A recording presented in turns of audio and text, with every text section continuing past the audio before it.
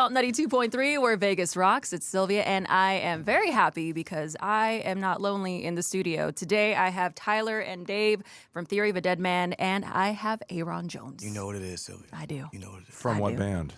From Ayron Jones. From Ayron Jones. From Ayron. pretty Ayron cool. Jones from Ayron Jones. It's pretty cool to be in a band and then you're the band. It is pretty sweet. Like, so which one are you? Are you the drummer? I'm all it all. I'm all of them. I get that. It's so funny. We get that all the time too, man. Oh man, I love that band, Ayron Jones. Man, you're in Ayron Jones. You're in it? Yeah, Yes. You are in it, Oh technically. man, no, you're the lead singer of Ayron Jones. I'm like, yes, I am. When we first got started, Tyler was pitching Connolly as the band name. No and I was way. like, Were you come really? on, bro. No. Come on. Totally. Connolly's big Irish. Yeah. Four-leaf clover would be our symbol. Our backs. No, that's a lie. That is a lie. I was like, wow, are we getting like an No, exclusive? I love it. Is this like a... Finally. It's like Van Halen, right? It's not actually. It's better than Theory of a Deadman. Well, We blame our bass In player hindsight. Dean for that name of our band. Why? It's a good name. It's terrible. I think it's Ayron fine. Jones is way better. yeah. Thank you, my mom. That was on our list, too. It was, You but it was usually get taken. like Aaron. I get Aaron all the time. Yeah, they say Aaron all the time. But I don't get mad about it. I mean, if I was didn't know my own name, I'd be like, oh, Aaron. I'm mad. I would get Cynthia a lot. I've been with Yeah. you when you didn't know Cynthia. your own name, man. What are you talking about? That's. I don't doubt that.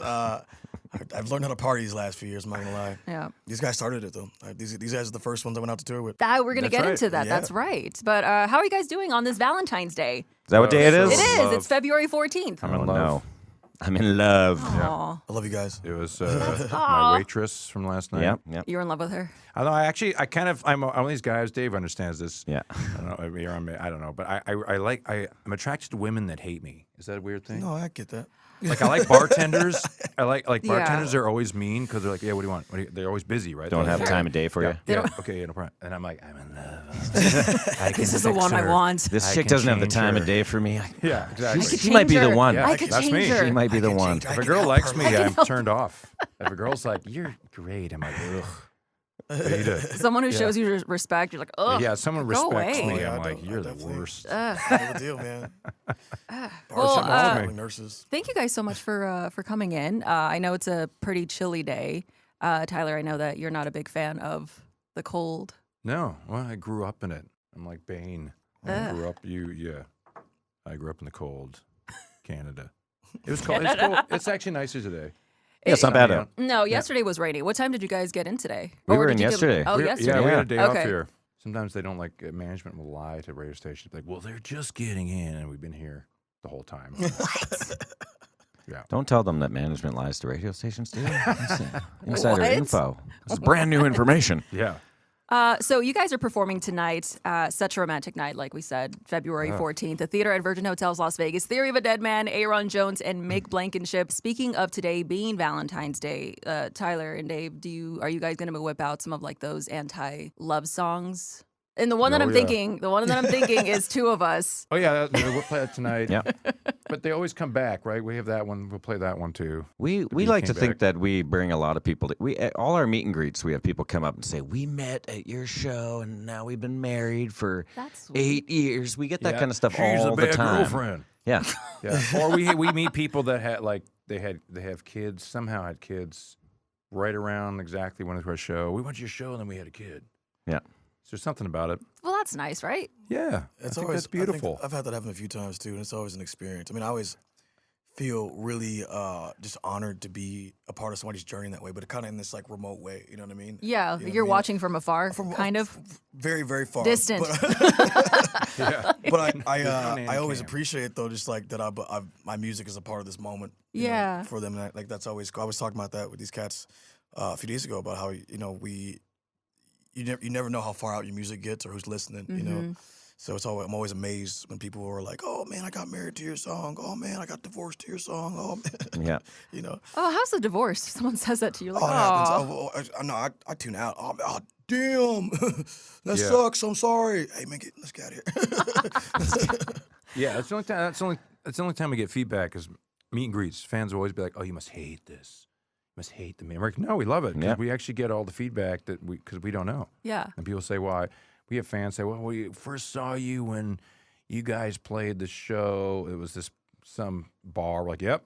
And they're like, there was like 12 people. I'm like, yep. And they're like, you guys just finished this show, and then you got off the front, just jumped off the front of the stage and came here. I'm like, yeah, I remember that. It was blah, blah, blah. I'm like, how do you remember that? I'm like, well, there's only 12 people there. Yeah, that's right. That motivated us for a while. Yeah, I remember that show. But this isn't the first time, like Ayron said, like you guys have all toured together. So is it super chill? Or, I mean, like, I feel like you guys were talking about partying last night. Or... I was partying. You were partying. They were in a whole different thing. You know, they went to go, I think you guys went to the Sphere or something like that, yeah? We did a Sphere. Yeah. Oh, and then- nice. No, dinner and then bed. Yeah. Yeah, there was no party partying. like a rock star. I did, rock star. No, it's a day off. It's the rest day. You know, it's like I find that it's a lot for me. It's a lot easier to end up having drinks on show days because you might be entertaining friends from somewhere, and even if you're like thinking you're going to have a tame night, all of a sudden you got an old friend you didn't know was in town, and they want to have a few drinks, and you just go for the ride. So it says unplugged, but I hear that the show is kind of like a regular show, right? For us, yeah. Yeah, it's full. Like, we actually added a player. So we got 5 guys. We Okay. added an auxiliary player, Walter, and he plays keys, saxophone, mandolin. So yeah, it's a full-on show. It's it's Joe's full ripping on loud. the drums the yeah, whole it's full time. drum Yeah. Like, oh yeah. It's not. We don't have like a cajon. We don't have a cajoni and like 4 stools. I think people are a little nervous. They're like, well, we don't know what. So we're really excited because it's a full set. We have a full basement set. It's almost like you're going to see a theater play. Okay. I mean, if people will come down. The whole night's a wild ride too. I've been Yeah. watching Ayron play every night, and he's just out there on a stool by himself, and that's like to me, just it sounds so magical. I watch every Yeah, I night, and appreciate the that. room is just like silent. Just hear every little thing that's happening. And it sounds so cool. Has the vibe of like the setting of the stage kind of like changed the vibe of the show? Yeah, I think so. Yeah? Yeah. I mean, the thing we did on this tour that's really cool too is we're donating like $1 for every ticket we sell. We're donating to a charity. So this year we're going to do the Gary Sinise Foundation, which is Nice. for veterans. Okay. So we bring veterans up on stage every night. So if you're a veteran and you come to the show, you could be getting some free drinks. We have Sitting a up on bartender on stage, stage. yeah, we got a too. bartender. Oh, that's cool. Oh yeah, Yeah, she that's makes pretty drinks. It's dangerous though. Like the first night, I think Walter was just like, yeah, he got liquored. hammered. Yeah, Yeah. you gotta be careful. I told her, I go, do not give me any drinks. If I come over, do not give me anything. She's like, okay, because You'll just down them. Yeah. Scarf them. I find that it's like for me, the show goes by so fast. Like we play a 90-minute set, and it feels like it happens in 60 minutes. And I don't know why the show feels so fun and fast when it's like an unplugged sit-down show, but it just flies by, and it seems like the crowd's really having a great time every night. Yeah, that's interesting because you would think like a fast-paced, I guess, regular Theory of a Deadman show and Ayron show, like it's going to be quicker. That it would because there's fly by, yeah. Yeah, like a lot of things are going on. And it's like the opposite. For some reason, I just have such a good time during these unplugged shows, and it I think just like that, it's over. the best thing, I mean, one of the things I learned from these guys a long time ago, and as I continue to watch them, and I'm going, on my journey, it's like one of the hardest things you can do as a performer is just be yourself on stage. You know what I mean? Because when you first get into it, you're trying to play a character or a role, and I think that these guys' years of experience kind of just stands out. I get to watch their show every night, and it just feels so good to sit there, and these guys are all very laid back and casual, and you can tell they're not trying to put on a show for you. Yeah. It's like they're just sitting down and doing the thing they love with the people they love every single night, So I think that's part of why it feels, maybe it doesn't feel so like in your face. Yeah. Electric shows and festivals are just so fast. That's a great comment because it's true. I remember when we started out, like you get on stage and you're like, hey, what character am I supposed to be? And forever we would go and play festivals, and we would go on stage, and we'd be going on before like Godsmack, heavy bands, some of these heavy bands, Yeah. and we're like, so should we go out there and be heavy too? We didn't know. That's Should we like talk like this? Yeah. the irony of being in a band is like you usually join a band because you're insecure in the first place. So then it amplifies that. So you get on stage and you're like, I don't know who I am. Yeah. Yeah. So yeah, I mean, Ayron's, you're totally right. Like the show is us. It's our personality. Like, Absolutely. I make jokes. I just laugh. We have fun because that's just who we It are. almost feels like those days, back when we got started in the basement. Well, I think it's cool that you guys say that because even right now, like interviewing you guys and talking to you guys, and even before we turn on the mic, like it's a really chill vibe. It makes it easy, my job easier. Well, these cats are masters. I mean, I'm, you know, obviously I've been in the game a while now too, and you know, that's one thing I think I'm just kind of starting to get to, is just being myself, you know, on stage and not trying to like pretend to be a character, because People can smell it. yeah, you know, like That's that's good. Yeah. I wear expensive cologne; they better. I'm just kidding. I'm just I know I'm out here. Ayron Jones, how are you? But like, you know, over time I've just had to learn how to just be. I mean, honestly, I hadn't done like an acoustic, just sit down acoustic show by myself in a really long time. You know, I was through here with Daughtry when we did the acoustic thing, but I still had like a bass player with me, you know. So it's the first time I've really like just sit there all by myself, vulnerable on stage. And one of the things that I have to always keep in mind is like, it's just you. There's no character to play. If you try to pretend to be someone you're not, you're just gonna fall on your face. And that's why I get out there and casually just like do my thing, you know, just casually. But I've had cats like this that I've toured with for a long time, and you know, and seen and watched, and it got to grow in the music industry and learn from watching some of the best at their craft. You know? So, Well, the vulnerability is one of the things that you just touched upon that I love, because some of my favorite singers, like it's something that I can't do, because I'm not able to make myself that vulnerable in front of a crowd. But love watching these guys here, because singing, it's like that exact thing. You have to just make yourself vulnerable and then put this show on, and it's like it's something that I have a lot of respect for, that when I see these guys singing every night. Yeah. Do you guys get nervous before you go on stage? Not really. No. Not anymore. Not anymore. I think if it's a massive crowd, I mean, like I opened for the Stones in Paris. God And dang. I was, yeah. That's Who? insane. Yeah, and it was like that was a little nerve wracking, but it wasn't so much because of the moment itself. But it's like that's my first show in front of like 70,000 people, and not at a rock festival. You know, Yeah. it wasn't like cats were just like kind of swirling around seeing different bands. 70,000 people here for this particular show. You were on stage right now, and that's what it is. So that's the last time I got real nervous. I think a little nervous. Yeah. But since, I mean, we go back to just kind of being yourself, and it's just like a walk in the park, man. You get up every single day, you do your job, you're good at it. That's affirmed by your success. So when you get out there, it just feels like a walk in the park, man. No more nerves. You know? There's a certain confidence, not like egotistical, but there's just a confidence of where like you're sure of yourself. Yeah. It's there's certain shows that can be a distraction. Like large crowds are easier to play in front of because there's no intimacy. Like I'd say the hardest crowd to play in front of would be like 13 people. Yeah, It'd be 100%. because they're just there's no escape. I feel Big like you can crowds, see. you can just kind of, it's just a blur. Yeah. But there's certain distractions that can bother me. Like I cannot focus on one person, because if they are singing, or like if people sometimes hold up signs, I can't read the sign. I have to like cross my eyes and like blur them out, because I'll sing the sign. I'm like, I'm Anchorman. I am Anchorman. I will literally read whatever's on that thing. I'll sing it. I feel like I'm the same way too. I am like if I'm out, if we do like live broadcast, I need to have like something written down, or else like noise outside will distract me, and I'm like, huh? Yeah. There's certain shows too where like I noticed too, like even before we get on stage, I'm not in it. Yeah. There's a switch. I find personally there's a switch. Like I find like 10 minutes before the show, I'm just me, and then as soon as the intro rolls, I switch into stage Tyler. But some nights, I don't know why, I can't switch into it. I'll be on stage and very aware that I'm on stage. It's the worst feeling. You're like, come on, Tyler, switch. That for me is like a present, hometown show. I get it. I don't like hometown shows, because I just feel like you're playing in front of people that know you intimately, and then all of a sudden they're seeing you perform, which is actually, you know, normally for me, it's like the purest form. You know what I mean? So it's like it's tough to play in front of people that know you, and then they see you like that, and they're like, "What the fuck? What's Dave doing up there on stage?" Sorry about that. But isn't that weird though? That like if you perform in front of people that you know, it's intimidating. Whereas like if you can sing to like a bunch of like random Strangers, people, it's fine. No, it's easy. Because they don't know you. Yeah. You know, I mean, it's just.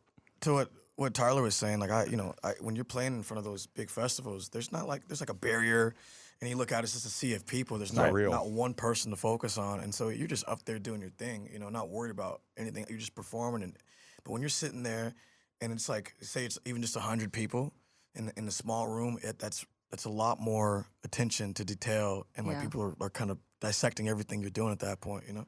Those are definitely the shows that I'd say if I did get nervous, it'd be like things like that. or cover shows. Also, I hate those. I love them. I hate them. When the cover, I was just on that. Actually, last time I was in Vegas, I was on that Jimi Hendrix tour. You know? Yeah, that's right. And that was the most intimidating thing I've ever done in my life. I bet. In my life, like Zach Wilde, we had Taj Mahal, Zach Wilde on that tour, Eric Johnson on that tour, Samantha Fish. Like, Were you like, what am I doing? What's Stanley going Jordan. on? I was like, why am I here? What are we doing here? You're one of the best, Ayron. Says who? Who told you that? I want to know your Mick sources. Jagger. did. What? Yeah, Who that's told you right. that? Exactly. You know, but it was great. I mean, I loved the experience. So it was, for me, as nerve-wracking as, and every single night I could tell, because Chris Layton, Stevie Ray Vaughan Storm was behind me, and I would always like mess up. We were on tour for like 14 days or something like that, and every time I'd get up there, almost every show I'd mess up one of the songs, and he'd be like, so it's just like super intimidating because you're around all these amazing Grammy Award-winning cats, you know, and here you are, just a kid with a couple hits, you know, and trying to just. But I learned so much, and it was so amazing to be on that tour, man. But that's the kind of stuff that's intimidating to me. It's like when you're or like the national anthem. Like when they're like, oh, we want to play national anthem, this thing. That's a rough one. It is a rough one. Everyone knows that song, Yep. man. You can't ad-lib it. Can't blow it. You can't dude. ad-lib it. You can't really ad-lib it. You can't go over time either because they'll get on you about that. Like you have 2 minutes, don't go over it. You know, You can't. so The big mistake too. The American anthem's the hardest one. Yeah. But the big mistake is people start too high. yeah. You start too high, it's over. Because You're you have that screwed. high note in the middle. Yeah, yeah. Yeah. I think some people go, I'm going to watch this. just I'm make it gonna- No. no. Don't No. try to show off and Don't. do some scatting or something, Yeah. please. Scat. Yeah, I've done the national anthem a couple times. Yeah. But I did an MLB game, and I had to do both, Canadian one as well. Oh. But I went, and then they're like, "Oh no, it's not live." I'm like, "What do you mean?" Like, "No, we have to. It's pre-recorded." I'm like, "Oh no!" They're like, "Oh no, we're not letting you sing it." They wouldn't let me sing it live. Really? But they said the known sings it live. I'm like, really? Like, yeah, it's lip sync. Mhm.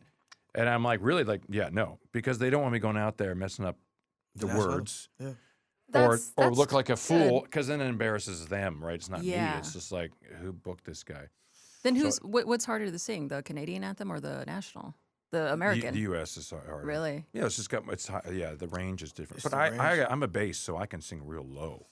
I Yeah. mean, You you're just start- fine. You just start low and you're fine. Well, American national anthem does this thing where it's like kind of arpeggiates a major chord, which for most cats means it just kind of goes up and down Yeah. the scale, and it starts low, it goes high. It has You all have these to find dips the in it. perfect You gotta note find the in the perfect beginning. range, and like Yes. you gotta make sure that when you hit that point, your voice can sail, but not too high, so you blow it Mm-hmm. out. It's a tough one, man. It's a tough one. Yeah. What is a non-negotiable for you guys that you must do before you go out and perform? Non-negotiable. Pee. Yeah. Oh, Pee. sure. Yeah. Dave's famous for his peeing. Have you ever I like? found that out the other day, actually. Has there ever been a time where like you don't go and then you're like, oh no? Well, man, I've like in the middle struggled of the- through. We're in Bad Girlfriend, last song of the night after a 90-minute set, and I'm just you know, just 'Cause you're can't drinking move water. on, can't even move on stage anymore. Just waiting. It's easier when you can move. When you can like kind of jump around and do the potty dance and then mix it in with your And there's like, playing stuff. dang, look at Yeah. Aaron's moves. You can't touch this. I've seen Dave like as soon as we hit we go off for the encore. I see Dave running. I'd be peeing off the back of the stage or something like that. I don't care who's around. And we're like waiting. We're like, Dang. should we go back on? Where's Dave? That happened tonight, man. Yeah, I'll be there in time. Don't worry. I'm I'll sending get my there in brother. time. So my brother's on tour, he's Yeah. over here TM for me, and we get to come out side stage and watch these guys. We see they just finished the last song. You guys are going up the stairs. Dave's like, I gotta pee, and he just like heads outside Oh, stage. I almost bailed over a chair yesterday, last show, right? Oh, You guys my were gosh. standing there. I still got a just, cut like- and a bruise on my shin from Dang, that man, chair. we were just cracking up. We were just like, cause he just like completely just dipped. You guys went out and did the whole stage thing. They walked up the stairs in the stead. Yeah, I They were like, bailed. Thank you guys, thank you. They was just like scurried off to the That's side. how I used to leave parties too. Yeah, just man. disappear out the Just side disappear, door. yeah. Over a Irish lawn goodbye. chair. Yeah. Irish goodbye, baby. I'm talking to Tyler and Dave from Theory of a Deadman and Ayron Jones from Ayron Jones. They're performing tonight at the theater inside the Virgin Hotels Las Vegas, of course, with Mick Blankenship on that bill. Ayron, I want to turn to you for a bit. Sure. Recently, Vice named you one of the 5 essential Seattle rock bands post-grunge. So congratulations on Thank that you. first and foremost. Thank But you. Yeah, when congrats. you saw that, like what goes through your mind? Because we talked about you performing with the Jimi Hendrix tribute. Yeah. I mean, is it just like, oh my God? I literally just texted my wife about it. When you're in something, when you tour, perform or do anything, at a certain threshold, you reach a certain threshold when you can no longer conceive what's going on around you anymore, you know, and hopefully as long as you can separate yourself from the character and the ego, you can, you know, kind of sit and just, it should be a surprise, you know what I mean? Like everything is a surprise. You don't just, I don't expect anything to happen. So I think that for me to be in this legacy of Seattle rock music is still, it's mind blowing. I think I'm still processing it, to be honest with you. You know, to go from where I was back in 2010 is when I first kind of started on the scene in Seattle. And my first indie record came out in 2013. So in about 12 years, going from a no-name artist to signing my first major deal to, you know, chart-topping hits, and now, you know, kind of being passed the torch, you know, so to speak, in the Seattle music scene, you know, it's all mind-boggling. I'm still processing it, you know, and I try to be as humble as possible because I'm always hungry. I want to do more, I want to accomplish more, you know, and so I'm just like, I'm sitting with it, you know, I'm very happy and proud, and, you know, I'm just gonna keep doing what I do, you know. Yeah, I think it's good that you're still hungry, because I think the moment that you're not, I don't know, like, do you Complacency. Like I experienced that. That's a I've disease. experienced that. I was talking to Dave about that the other night, actually. The complacency. Yeah. When you first get signed, you got some money in your pocket, and everything's a party. You're the most popular kid in the room, and all that stuff. And then you go full on into this this rock star thing. You know, you go on into your character and who you think you are, and then the money dries up, and you're burnt out, and you're tired, and then you go, I stopped being hungry. I thought I was there. You know, so for me, I mean, that hit me probably in 23. It was when it really hit me. Top of 23 was when I was like, you know what? I'm over here partying like a rock star. I haven't done anything. You know what I'm saying? Not what I want. I know I've done a lot, but I'm still hungry for more. Yeah. And I'm not gonna get there if I'm out here just like, you know, trying to party every night or hang or be the life of the party or whatever. You know, so that feeling of accomplishment fades a little bit too. Like once you start to like have successes, it's like, you know, it feels great, but then you're like already ready to move on to the next thing, and you want to just like, yeah, well, that's cool that our record did this, but check out our new music. You know, so you're always wanting to go. Yeah, I guess, it's not next. like you can just look back and say, oh, but yeah, we did this in 2009, and yeah, feel good about that. It's like, well, that was 20 years ago. And you're like, was it? Yeah. you know, this is the truth though. I mean, I think that it's important. That's why it's important to just stay hungry. Staying hungry keeps you humble. You know. Yeah. It's only when you just like decide, oh, I got everything I need, then what's the universe going to give you, you know? Yeah, for Complacency. sure. You're on a plateau. With so many hit songs that you guys have, has there ever been a need to compete with like past things that you've written? I'm sure, probably. Like it's sometimes fans will be like, you guys need to write another Bad Girlfriend. But there's no pressure for that. There will never be another. You can't do it. Like I think that's a mistake some bands make, because it's like, I need to write another ... It's like, no, you can't do it. Like, it's done. You know? So Mix a Lot told me that years ago, and because Mix a Lot produced my first indie record, and you know, he taught me a long time ago. He says, you know, man, one of these days you're gonna go number one, and the worst thing that you can do is chase yourself, you know, and so what he was explaining to me basically was just like, you know, that song is always going to be in the ether as that song. You're not going to come back and try to repeat the same formula, same thing. Because a lot of hits aren't even just about the song itself. You know, and obviously you got to have the song, and it has to like kind of hit a certain formula if it's going to be a hit. But it's also timing. You know what I mean? It's also like the timing. Like, you know, when I dropped Mercy in, you know, 2021, like we were all sitting in the pandemic, and that's how people felt. Yeah. So it resonated with people, you know? I don't know that, you know, if I had dropped that song, say, 10 years earlier when Obama was president, I doubt people would be like, oh, this really resonates with me, you know? Like, that's how people weren't feeling, they were uplifted and feeling good. At that time period, people were feeling down, and that's what they felt, you know? So a lot of it's timing. A lot of it's timing. Tyler and Dave, I want to go to you guys. Theory of a Deadman have gone through an evolution throughout the years, which I think is important to show growth as artists. As your music has evolved, has that change felt natural, or is that sort of pressure coming from somewhere where that could be like management, that could be the label, that could even be from yourselves? No, everything we do, the only time we ever felt pressure change was our Savages record. I felt like we had done something. We had hit the nail on the head with Scars, and the truth is, and their label was, they're like, no more tongue-in-cheek stuff, no more fun songs. So we're like, fine. Somebody wrote Savages, which was just a ton of really heavier, aggressive songs. And the ones that came out on top was Angel, which was like a pop song, And Blow. which was a funny tongue-in-cheek song that was still one of my faves.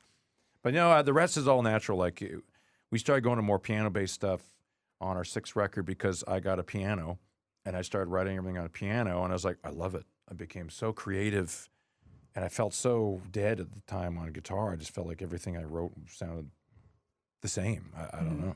And I mean, we got RX out of that. So, I mean, it's not like we could have gone through that and been like, I don't know, was that a mistake? Nah, man. It was totally a natural progression of the band, and it worked.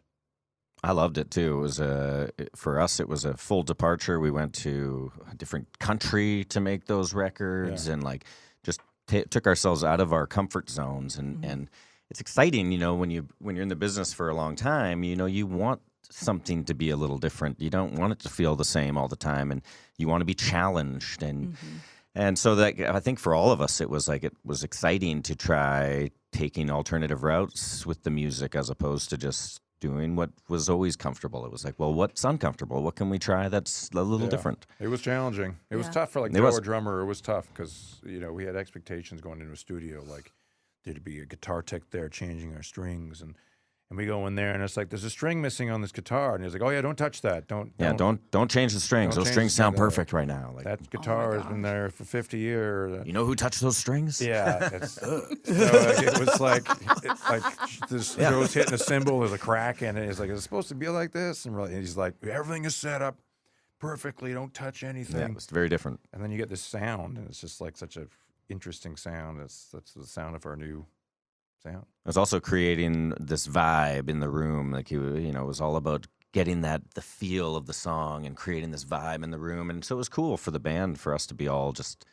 trying to achieve it together as opposed to doing it this one-on-one way. It was fun. Awesome. Well, I am sitting with Theory of a Deadman, Tyler and Dave, and Ayron Jones from Ayron Jones. I think I'm just going to say that. That's pretty funny. I think I'm going to say that. I like it. I'm in. I love it. Tonight they're playing at the theater at Virgin Hotels, Las Vegas. Of course, with Make Blankenship, we're going to do some rapid fire questions. Awesome. Right now. Okay. It might get a little Valentine's Day themey because it's Valentine's Day. Okay. I love. Ask me about my sex life. How? That's No, off I was mic. kidding. That's off mic. That's off mic. Yeah. No, I was kidding. That was a bad joke. Push the dump button. There is no dump button. Push the delay button. There's no dump. There's no dump. Oh, no. Whoops. Yes. Just got dropped from the station. Okay. Coffee or energy drinks? Coffee. Coffee. Yeah, coffee. DC or Marvel? Ooh, Marvel. I think it's Marvel. Marvel. Marvel, okay. First concert you went to? Ozzy. Incubus, Kieran. Oh, thank you. Ozzy. Iced tea. Yeah, buddy. Dang, okay. You do win. Worst job you guys had before music?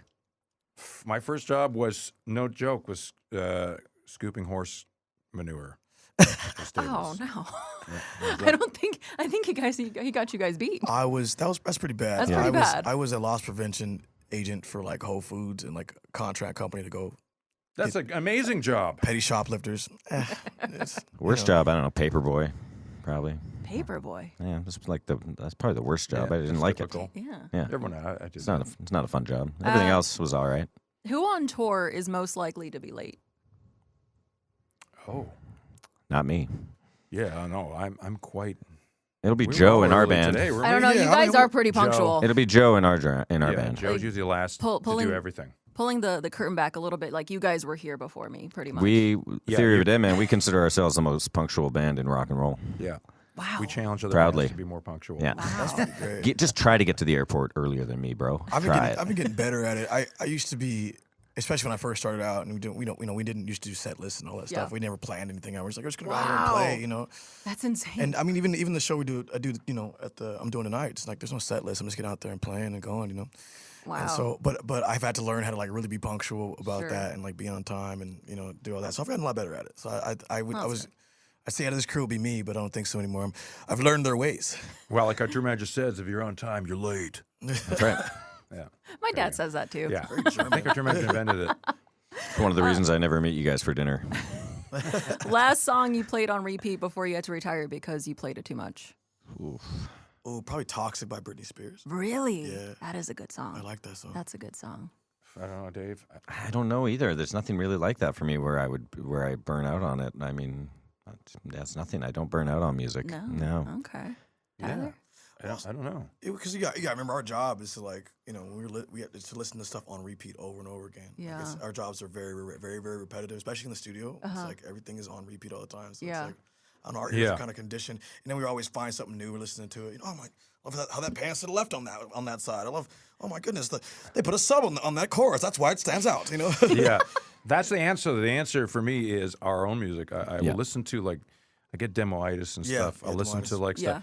And then once we record the music, I'll never listen to it again. I'm not kidding. I will never listen to it. So you don't listen to, like, Bad Girlfriend or no? Never, ever will listen to our music ever again. My kids are just getting to the age where they want to hear some of our music, so I selectively play stuff for them. Yeah, I got the same thing. Selectively. Yeah. So, like, you're going to listen to this one, not yeah, the let's listen to this one. Let's listen to this one. This one's when you're older. Yeah. Yeah. Best food combination. Ayron loves Italian. Best food combination. So for me, it would be, and I got this from my husband, pickles and popcorn. Oh, interesting. That sounds delicious. It's very good. It's very good. Yeah, In that sounds Canada, good. we have dill pickle flavored chips We got those I've here. heard that. and ketchup. I've heard We that. Ketchup don't have flavor. ketchup. Ketchup- here. ketchup we got is very dill. Canadian. We got the dill ones here. We Dill don't have the pickle. ketchup That's right. ones. Dill pickle. They stole that. Yeah, I do cucumber with soy sauce as one of my go-to snacks. Pretty great. Oh, that's I good. just soak it in Combo. soy sauce, a little bit of Yeah. vinegar. And Here's another Canadian one: is grilled cheese sandwich with HP sauce. HP is Canadian. You ever heard it? Did you get that? I know in Seattle? HP. No, I don't know they have HP. it. They have it in It's the, a brown in the sauce, UK like too. yeah, It's in the brown UK, sauce, yeah. House of Okay. Parliament. All right. It's really good. Yep. Yeah. I got to tell you my combination though. Oh. This is Yeah, I interesting, stole it. Yeah. ice cream and Eggo waffles, like vanilla ice cream and Oh. Eggo waffles, man. See, Sounds good. Amazing. I think any like bready kind of dessert with ice cream, that's best. Yeah, dude. That's best. Brownie and ice cream. Eggo, yeah, delicious. Get out. Amazing. Yeah. 2 Eggo waffles and you squish the ice cream in Oh, between yeah. it. Yeah, dude. that's Oh, Get man. yourself stupid an Eggo good. Get your sandwich. fat boy Yeah. on. Yeah, I love it. I'm writing this down. I'm gonna get this. Write that down. So good. One word you describe your music to an alien that just landed on Earth. It's black music for black people. Yeah. He was like, "What's black people? what are black people? What are black people?" I don't know. How do I describe this to you? I would just say rock. People ask us all. You know, people ask me all the time, "What's your music sound like?" I say it's rock. Yeah. Yeah. I don't know. I'd Try to be probably say vague. that. I don't know. I'm gonna ask over the years. You know, what's your sound? You know, because I go and meet people or whatever out and about, and like, oh, you play rock? What kind of rock? And I'm like, the American kind. I don't know what to American say. rock. I don't know what to say. You know. Yeah. It's I would say my music is it's And then think of it like I'm like some green alien that just I'll work on landed. that. Yeah. Well, if you were to put hashtags, you Yeah. put Ayron Jones. What hashtags would you put underneath? Hashtags. I would. Oh, I should have done that. I would say like blues, and then some grunge, and Yeah. hard rock. I don't know. That's what I would say. There it is. All right, so these are my Valentine's Day themed rapid fire questions. Worst Valentine's Day you've ever given and you've ever received? Worst Valentine's Day gift, is that what you said? Yeah. Like, did you ever give a crappy Valentine's I mean, I've Day definitely gift? given nothing many times. Yeah. Yeah. So that's Probably probably the many times, worst. Probably the worst you can do. Yeah, or just like forget. Yeah. Because you'll be like touring or something where your brain Sure. is not. I for your mean, life, and you just, like, I forget. think that's a pass. It's not. No? But it's not. I'll get it back. Valentine's sorry, Day is babe, not I was one. on tour. Sorry for our love. Yeah. Valentine's Day is bad. not one that I've ever spent a lot of money on. You know, I don't think it's like. I don't think you should. No, it's one of those Bit of ones a that weird feels like one. a setup, right? So it's like you get flowers It's or something weighted. like that. That's it's definitely like weighted. Yeah. It's Yeah. biased. It's when I was 10. My girlfriend at the time, I dated heavily when I was Dang. young. Yeah. 10 I did years for old. some. You yeah. had game. I had game when I was a kid, and then I don't know what happened. But and then I got her, like, me and my friend Jamie went to the mall, went to Zellers, and got her like some brooch or something for. Nice. That's And remember cute. back in the day, Jewelry. those happy sad clown faces. You remember those things? They were like ceramic. No, probably not. It was big in the 80s. I don't know. really The remember girls it. loved those. I got her one of those, and then she dumped me on Valentine's Day. Dang. Did Yeah, she what? take the gift, though? Yeah, she took the gift. Yeah, she took the clown faces. People My listening know what girl. I'm talking She's about. like, the happy thanks, sad loser. clown faces. push. Took like the brooch I bought from Zellers. It was like $7. And that is Valentine's Day in a nutshell right there. Dang.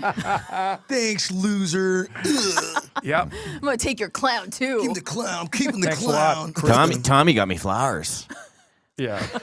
Got a wet flower. All right, and last one, best love song of all time. Best Love love song. of all song. time. Which I even stumped myself because I don't know.